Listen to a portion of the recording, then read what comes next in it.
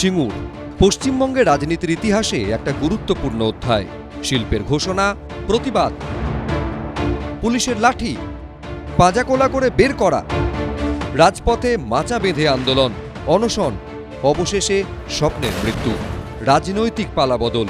2011 সালে রাজ্যে পালাবদলের আগে যেমন হুগলির এই জনপদ প্রাসঙ্গিক হয়ে উঠেছিল, তেমনি 15 বছর পর আরও একটা বিধানসভা ভোটের আগেও ফের আলোচনার কেন্দ্রে চলে এসেছে সিঙ্গুর। সৌজন্যে নরেন্দ্র মোদীর সভা। 18 জানুয়ারি সিঙ্গুরে সভা করবেন তিনি। টাটারা সিঙ্গুর ছেড়ে যাওয়ার ঠিক 18 বছর পর। তারিখটা 2006 সালের 11 মে। এবিপি আনন্দকে দেওয়া এক্সক্লুসিভ সাক্ষাৎকারে সারপ্রাইজের কথা বলেছিলেন তৎকালীন মুখ্যমন্ত্রী বুদ্ধদেব ভট্টাচার্য। আমি একটা খবরের খোঁজার আর কি কৌতূহল রাখতে পারছি না। রতন টাটা খানিকক্ষণ আগে সাংবাদিক সম্মেলন চলাকালীন আপনাকে একটা চিঠি পাঠিয়ে একটু বিষয়টা বলুন। আজকের দিনে মানুষ একটু আশার কথা, এটা একটা ভালো উপহার। পশ্চিমবাংলার শেষ পর্যন্ত তারা অটোমোবাইলস ফ্যাক্টরি করার ডিসিশন নিয়েছে। এরপর ওই বছর 18 মে সিঙ্গুরে ন্যানো কারখানা তৈরির ঘোষণা করেন রতন টাটা। ওই বছর 20 জুলাই জমি অধিগ্রহণের বিজ্ঞপ্তি জারি হয়। এরপরই জোর করে জমি অধিগ্রহণের অভিযোগে সিঙ্গুর জীবন জীবিকা রক্ষা কমিটির ব্যানারে শুরু হয় বিক্ষোভ। 3রা ডিসেম্বর 2006 তিন ফসলি জমিতে কারখানা গড়ার প্রতিবাদে অনির্দিষ্টকালের জন্য অনশনে বসেন মমতা বন্দ্যোপাধ্যায়। 28 ডিসেম্বর 26 দিনের অনশন ভাঙেন তিনি।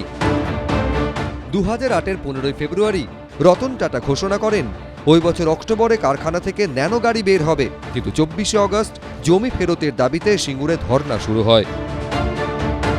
6 সেপ্টেম্বর 2008 শাসক বিরোধীর বিবাদ মেটাতে রাজভবনে রাজ্যপালের উপস্থিতিতে বুদ্ধদেব ভট্টাচার্য ও মমতা বন্দ্যোপাধ্যায়ের বৈঠক হয়, কিন্তু পরিস্থিতির কোনো বদল হয়নি। এক মাসের মধ্যেই 3রা অক্টোবর ষষ্ঠীর দিন সিঙ্গুর থেকে কারখানা সরানোর ঘোষণা করেন Ratan Tata. I think 2 years ago I once mentioned that if somebody puts a gun to my head, you pull the trigger or you take the gun away, because I will not move my head. I think Mr. Banerjee has pulled the trigger. Singur থেকে সরিয়ে গুজরাতের সানন্দে nano কারখানা নিয়ে যাওয়ার সিদ্ধান্ত নিয়েছিল tata গোষ্ঠী। আর টাটাদের কারখানা হলো না সিঙ্গুরে। বেকার যুবকরা বাংলায় স্বপ্ন দেখেছিল, বাংলার সাধারণ মানুষ স্বপ্ন দেখেছিল বিধানচন্দ্র রায়ের পর আবার হয়তো নতুন করে বাংলায় শিল্প উদ্যোগ শুরু হলো। বাংলার সেই দিনের তৃণমূল নেত্রী মমতা ব্যানার্জি তার নির্বুদ্ধিতা, সস্তার রাজনীতি বাংলার শিল্পকে খতম করে দিয়েছে, কবরে ঢুকিয়ে দিয়েছে।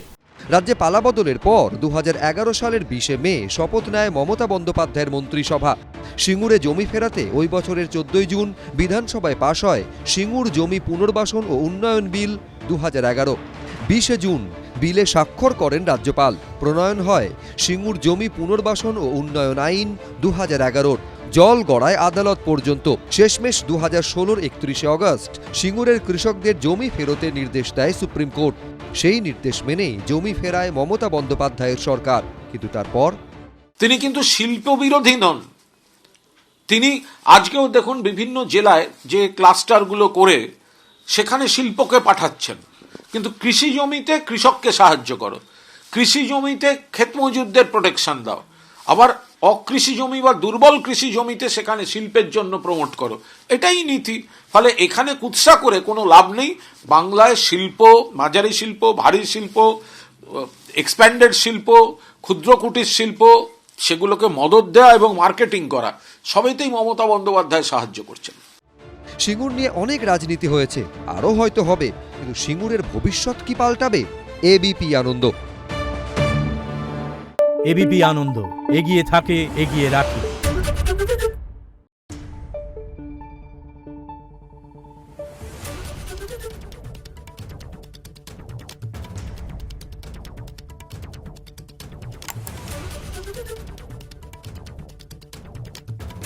Thank you.